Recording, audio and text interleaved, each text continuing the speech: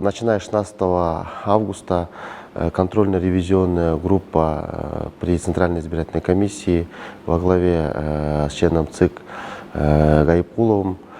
Искандер Төребаевичем при привлечении специалистов со счетной палаты и из других государственных органов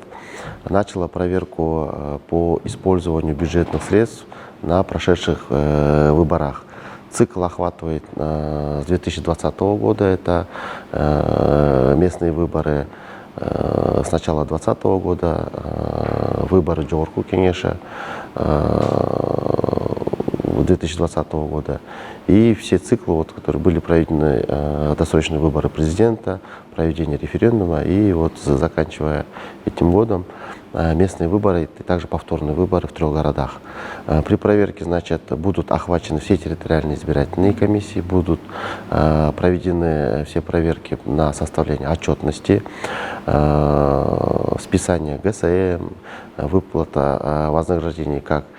членам территориальных избирательных комиссий, так и членам участковых избирательных комиссий, составление отчетов и целевое использование бюджетных средств.